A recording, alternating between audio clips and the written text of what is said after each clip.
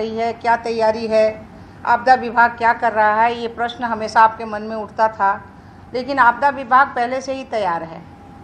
आपदा विभाग जो है मुख्यमंत्री के नेतृत्व में पिछले ही महीने मई में भी हमारी बैठक हुई और जून में भी बैठक हुई, और 1 महीना पहले हमने सभी तरह से हिदायत भी मिला था सभी विभाग को, चाहे वो हमारे जल संसाधन विभाग हो, जिससे हमारे पूरे जो बांध की व्यवस्था है उसकी, रोड की व्यवस्था हमारे आरईओ को, और लघु सिंचाई, सारे नलकूप जितने भी विभाग हैं सबको अलर्ट कर दिया गया था कि हम सभी लोग तैयार रहें। और हमारे यहाँ जो है, यहाँ के हमारे एनडीआरएफ टीम की जो है और एसडीआरएफ टीम है, दोनों टीम हमारा एकदम प्रॉपर तैयार और तैनात, बहुत सारे हमारे ज़िलों में तैनात भी था। और इस बार देखे हैं कि इतनी अति बारिश, जो अति वृष्टि कहा जाए, कभी हुआ नहीं था। आज सारे बुज़ुर्ग लोग कहते हैं कि शायद हम लोग के समय में ऐसा पानी नहीं आया हो जो इस बार आया हुआ। और बिहार तो प्राकृतिक आपदा में कहिए तो ज़्यादातर वो नेपाल से त्रसित है। हमारे यहाँ जो बाढ़ आती है नेपाल से, लेकिन पानी तो इतना हुआ है कि जिसकी जल स्तर हमेशा बढ़ना ही है। और अगर जल स्तर का अगर हम लोग उसका ये करें कि 16/6 से लेके हम लोग देखें तो कितनी बारिश हुई है, तो 4,12,000 क्यूसेक दर्ज किया गया है। तो ये एक बारिश का एक अपना स्वरूप है।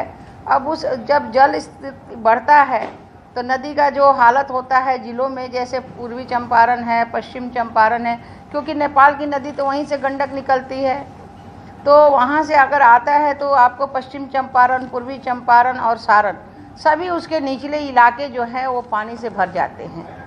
और भरने के बाद में हमारा बगान दो का पिपरासी है, आपका जो हमारे यहाँ पिपरासी का है, पूर्वी चंपारण का 4 प्रखंड, अरेराज, संग्रामपुर, केसरिया, सुगौली जो उसे लगे हुए हैं, गोपालगंज का आपका बैकुंठपुर, बरौली, कुचायकोट, माझा, सिधवलिया, सारण जिला के 3 प्रखंड पानापुर, तरैया और मकेर में भी शामिल है इस बारिश के भीतर।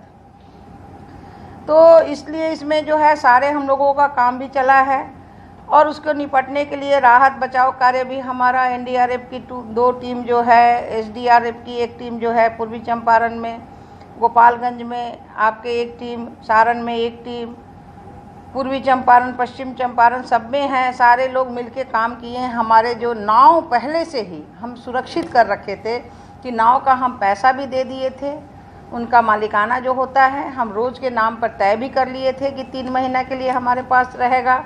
और उस तरह से हमारे 35 नाव भी चले हैं। हमारे बहुत जगह राहत शिविर भी चले हैं, जहाँ पे हमारे लोगों को भोजन नहीं मिल पाए, वैसे 5 जगह में हमारे राहत शिविर चले हैं। तो इस तरह से सारी हमारी जो तैयारी है वो पूरी चल रही है। और इस राहत शिविर में हमारे 1900 लोग भोजन किए हुए हैं। चाहे पश्चिम चंपारण में जो है क्रमशः 2-1 सामुदायिक किचन का संचालन हुआ है। इस तरह से हमारे यहाँ सिधौलिया में 1 राहत शिविर चला है। और जब पानी कम हो गया, घर से लोग जब लौट गए, तो फिर राहत शिविर हमारा बंद हो गया और पानी अब नीचे आ रहा है, पानी नीचे चला गया है, जिससे हमारे लोग घर वापस लौट गए हैं। लेकिन आगामी जब भी आप देखे होंगे, आप कहते हैं कि दीदी पुनपुन का क्या स्थिति है, दीदी सोन नदी बढ़ रहा है, तो इस तरह की सारी स्थितियाँ से निपटने के लिए हम हर तरह से सक्षम हैं। चाहे हर ज़िले के हमारे जिला अधिकारी को आदेश है, हमारे जो एडीएम सब हैं जो देखते हैं बाढ़ राहत का, उनके पास सारी सूचियां हैं और उसमें वो राहत केंद्र चला सकते हैं। तो उस राहत केंद्र को चलाने के लिए चाहे वो खाना हो, चाहे वो प्लास्टिक हो, चाहे उनको नाव की आवश्यकता हो, चाहे हमारे कोई बच्चे वगैरह कहीं डूबे, ऐसा अगर होता है तो एनडीआरएफ की टीम हमारी लगी हुई है। उसके अलावा हमारी महिलाओं के लिए विशेष व्यवस्था, नाव पर ही एक तरह से कहिए कि हॉस्पिटल ही चलता है।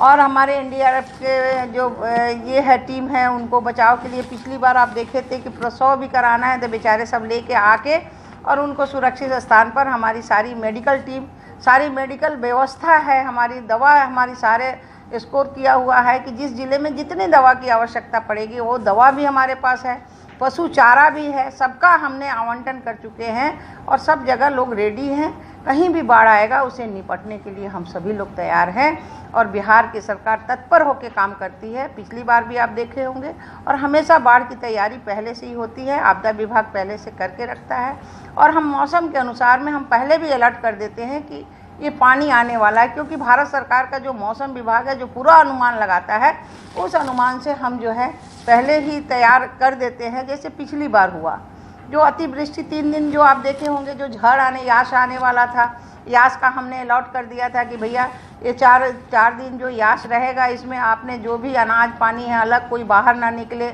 बड़े बुजुर्ग बाहर ना जाए, क्योंकि जो बिजली जो तड़कती है तड़का से भी बहुत सारे लोग का मृत्यु हुआ है, इस बार भी हुआ है। तो उनको तो हम 4 लाख रुपया देते ही हैं, लेकिन हम पहले ही अलर्ट कर देते हैं जो पुनः अनुमान है। उसके अलावा हमारे यहाँ सबसे बड़ी बात है कि एक टोल फ्री नंबर है, वो टोल फ्री नंबर है 1070। आप जब भी फ़ोन कीजिएगा वो फ़ोन उठाएंगे और आपसे बात करेंगे आपको क्या असुविधा हो रही है। ये पूरे बिहार का एक ही नंबर है जो आप जब कीजिएगा तो आपको सहायता पहुँचाएंगे। इसलिए इस तैयारी में हमारी कहीं भी बाढ़ की तैयारी में कोई कमी नहीं है।